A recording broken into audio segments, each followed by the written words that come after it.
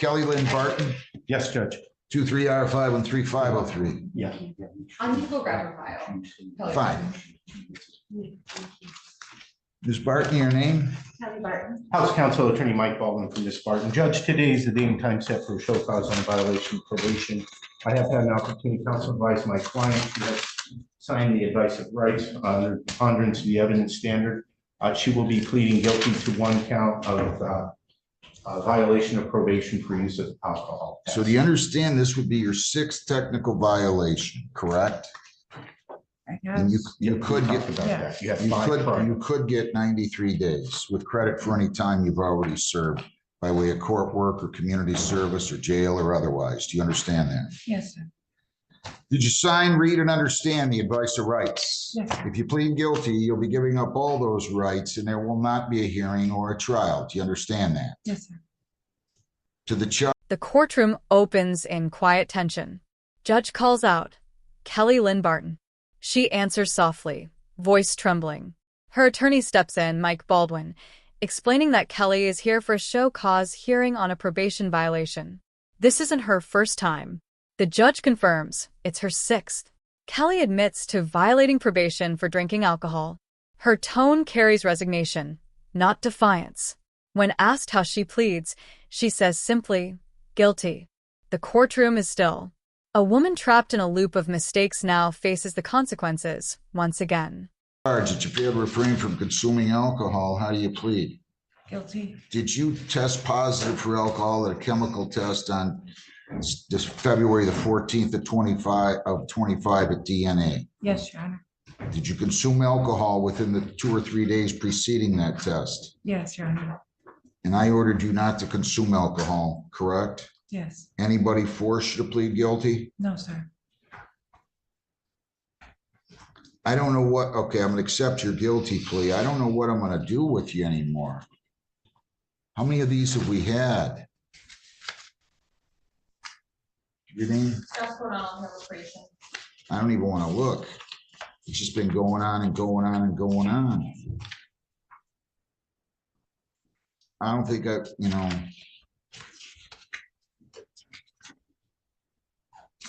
gave you 3 days back on your fourth violation. Then I was nice on the. The judge reminds Kelly of the law.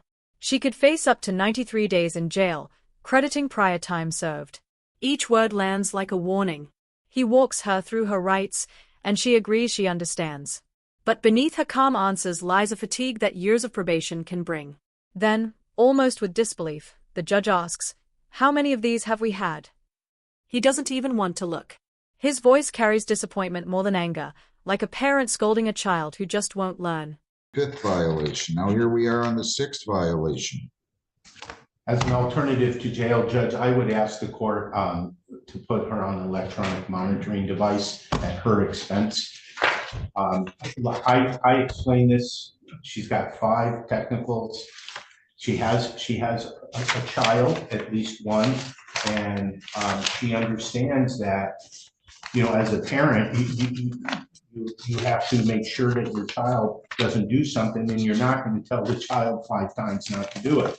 At some point, as a parent, you have to draw the line, and that similarity is before the court here today. How many chances will the court give her? I'm thinking that that electronic monitoring device would be helpful. I will note, Judge, that she has been involved in exercise, and she's telling me that. Her attorney steps up, pleading for leniency. He suggests an electronic monitoring device instead of jail. He paints a picture of Kelly as a struggling mother, one who's failed but is still trying. He draws a parallel, like a parent giving a child too many chances. It's a plea wrapped in reason. He tells the court that Kelly has turned to exercise to cope with her stress, but this time, stress led her back to alcohol. His tone is hopeful but weary. He knows the judge has heard this story before. That's helping her with her stress relief naturally. And this occasion, she was stressed with life, like all of us, and she made the wrong choice by choosing alcohol. Perhaps maybe exercise would have been the better choice. Under what circumstances were you consuming alcohol? I just did a shot Where? at my home With who? Myself. Why did you have alcohol in your house? I didn't, somebody brought it to me Wait a and it minute, was in my cupboard. wait a minute. Huh? Wait, you said you were by your house, by Yeah, I was yourself. at my Wait, house. slow down. You said you were by yourself, right? Yeah. You said somebody brought it to you. No, but from a while ago. It was just Why there. did you have the alcohol in the house? Why didn't you throw it in the garbage if they left I without wish I would taking? have. You can't tempt yourself like this. You can't keep violating probation like this. The judge presses her. Under what circumstances were you consuming alcohol? Kelly answers faintly, I just did a shot at my home alone. But when the judge catches inconsistencies, the courtroom tightens. She admits someone brought the alcohol long ago, yet she never threw it away. The judge grows stern. You can't tempt yourself like this. You can't keep violating probation like this. His frustration is paternal, not cruel. He's watching someone who keeps reaching for the very thing that's burning her life down.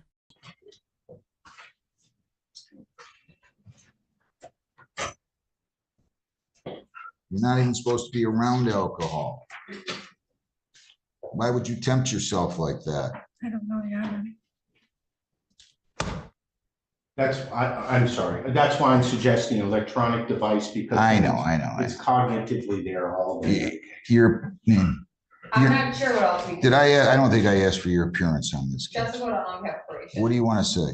I'm not sure what else we can do for Kelly at this point. This is multiple violations for the same thing. I did want to also bring up that she did just test at DNA on March 11th, and she was positive for benzos with no prescription. That was sent to the lab, so I don't have confirmation on that yet, but I wanted you to be aware. She's already completed substance abuse treatment twice at this point. So she's been closed out. She hasn't been in treatment, but she has completed it. Again, I'm not sure what else we can do. It seems like she'll go through a couple good. The probation officer joins in.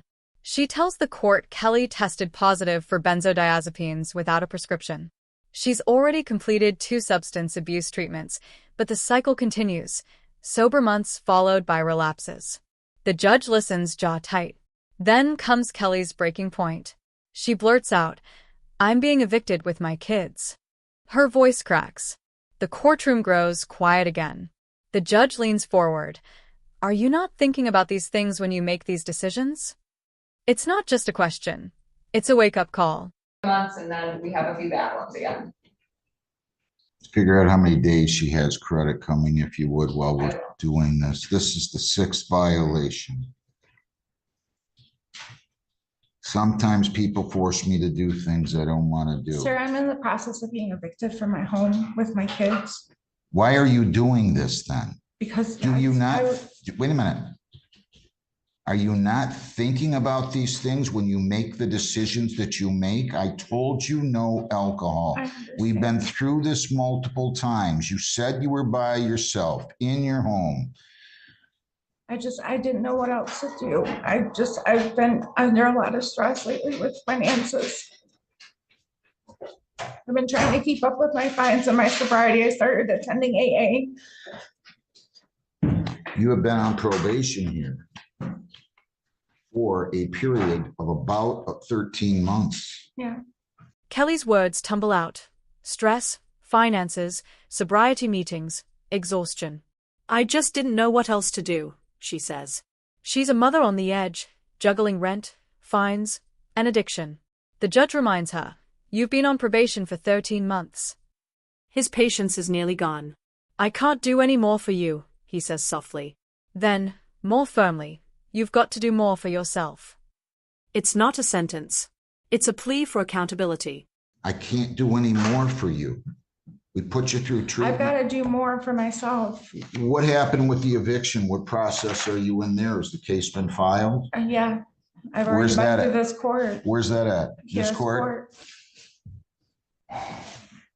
Can you pull that up, a civil case, please? Is that in front of me or Judge Hess? Judge Hess, I believe. Did you go to court on that yet? I went through Zoom. We're supposed to be out this weekend.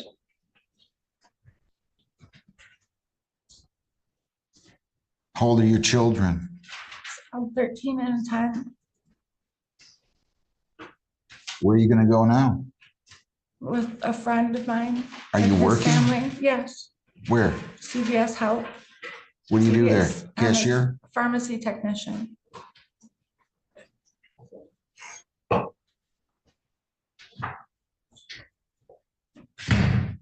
The judge begins asking about her children, their ages, their father.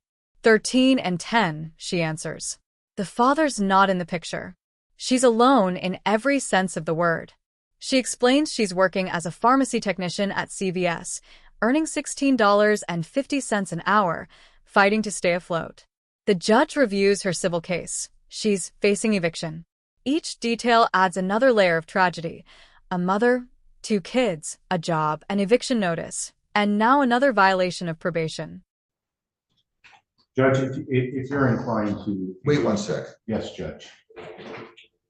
Is the father of the children in their lives? No, How many children you said, 2? yeah. One of them is involved, one of them isn't. Was that Philip Newman that was representing the other side, Preston Point, right? Right? What's that? Mr. Newman from Preston Point? Yes, So the consent judgment was entered on February the 25th. Money judgment. Boy, you're getting yourself in all kinds of trouble. I was getting help through government subsidized housing. I was supposed to be placed in another program, but I wasn't. How much do you make as a pharmacy tech? $16.50 an hour. Are you giving? I can't read. He questions her again. Are you giving these decisions enough thought? Kelly breaks down, saying she and her kids had nowhere else to go. The judge's tone sharpens. I've given you break after break after break. Around the courtroom, eyes lower. Even her attorney has no defense left. It's a moment of raw truth, a woman who's run out of chances, and a judge who's run out of mercy. Iterate this enough. Are you giving these decisions that you're making? We just had nowhere else to go with my kids. Ma'am, He's talking about the consequence. I'm talking about everything that you're doing. I've given you break after break after break on this. I'm going to pass this case. Yes, Judge, thank you.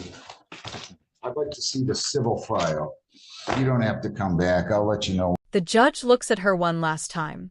I'm going to pass this case, he says. His voice is calm but final. He asks for the civil file. He wants to review her eviction before deciding. Kelly doesn't have to come back. He'll decide without her. The gavel doesn't fall, but the silence feels like a verdict. In courtroom after courtroom across America, stories like Kelly Barton's unfold, of struggle, relapse, and a system running out of patience. But for this judge, it's not just about punishment. It's about a question he asks again and again. Are you thinking about the decisions you make? And as Kelly leaves the courtroom, that question still hangs heavy in the air, the sound of accountability echoing louder than the gavel itself.